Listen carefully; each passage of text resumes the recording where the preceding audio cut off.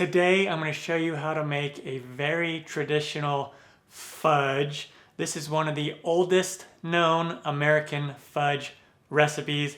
It dates back to the 1890s. So it's really old and it's a good fudge recipe. So this also is known as the Vassar Fudge from Vassar College, where the student that is known for making this attended. Down below in the description box, you'll find a list of the ingredients and their amounts. So I'm going to do everything in a pot here. I have 1 cup of cream.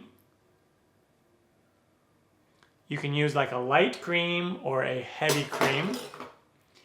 I have 2 cups, and that is, so 1 cup of cream, that's right around 236 milliliter or grams, 240 right around there. 2 cups of white granulated sugar, and that is 400 grams of sugar. And then I have the chocolate. Now the original recipe uses 2 ounces of chocolate, which is right around 56 grams. I am using 4 ounces, and this is like an unsweetened baker's chocolate. You can use like a 70% dark chocolate if you want, but the classic recipe uses an unsweetened chocolate. All right. Again, I am using double the amount that is from the original recipe just because I want a little bit more chocolate in there, but 2 ounces was the original. And we have 1 tablespoon of butter, and we're going to add that in at the end. Let's head over to the stovetop. I have the burner set to in between medium low and medium. So on mine it's number 4 with 5 being medium. And we want to slowly melt the sugar in with the chocolate and the cream. And this is going to help dissolve that sugar. And so later it'll help to prevent any like grainy fudge. And so we are going to come in here and stir as this melts. Another thing that we may want to do throughout this process, if there are any sugar crystals that develop on the sides of the walls of the pot, then we'll take a basting brush and then just get a little bit of water and we'll brush those down. Not always necessary. And this process right here is going to take somewhere between 15 to 25 minutes, sometimes a little bit longer. Now, once it starts to boil, we're not going to stir anymore. If we keep stirring, it might encourage sugar crystal growth. And so to make a nice smooth fudge, we're just going to let this sit and go on its own until we heat it up to 238 Fahrenheit. And right now we're at 223. And I'm just using my trusty ThermoPro thermometer. It works great. It's not necessarily a candy thermometer, but it works fine as a candy thermometer. Here we are at 235. And now at this point, I'm going to add 1 tablespoon of butter. And that's about 13 grams. And we'll just let that melt in there. All right, 238. Now we turn off the heat and remove this from the burner. And now let the fudge sit undisturbed. We're not going to stir it or anything. Just let it sit here until the temperature comes down to right around 110 degrees Fahrenheit.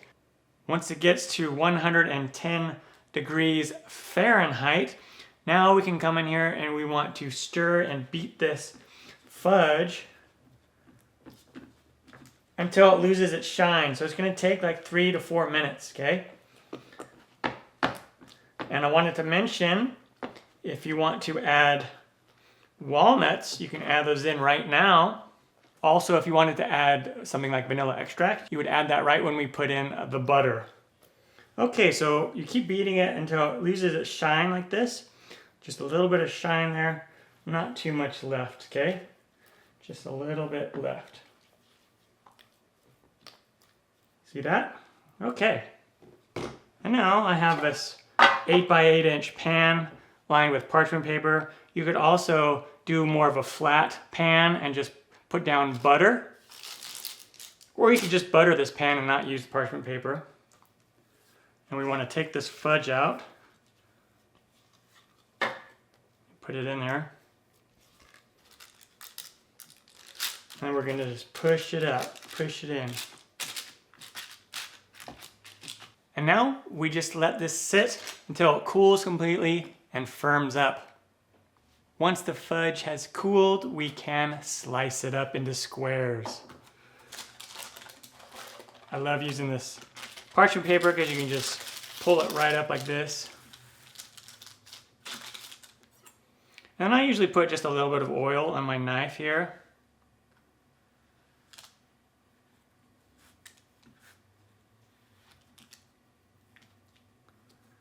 Just so the fudge doesn't stick. All right, and there we have it. Super old school 1890s fudge. Look at that.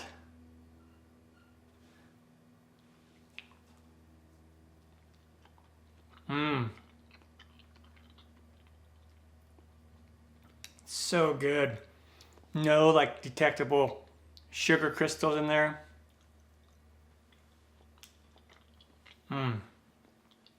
So amazing. Just a few troubleshooting tips with this fudge. It is pretty finicky. You have to make sure to stop stirring once it starts to boil, right around the 215, 220 Fahrenheit mark, and then let it go to around 235, and then you're gonna add the butter. Don't stir, and just let it come up to 238. And then take it off the heat, and then just let it sit. You have to just let it sit undisturbed until it reaches 110 to about 113 degrees Fahrenheit, and then you can start beating that fudge just for about 3 minutes, 4 minutes, till it loses a little bit of the shine. You don't want to overbeat it because then it might seize up on you. Again, this fudge is delicious, super old school, super tasty, but it is a little bit finicky.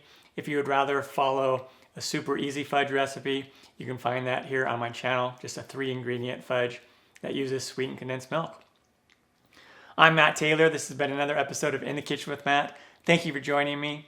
Thumbs up, down in the corner, press it. Don't forget to subscribe to my channel and check out my other videos. Take care. Time for me to dive into this again. Oh yeah. I'll grab that one right there.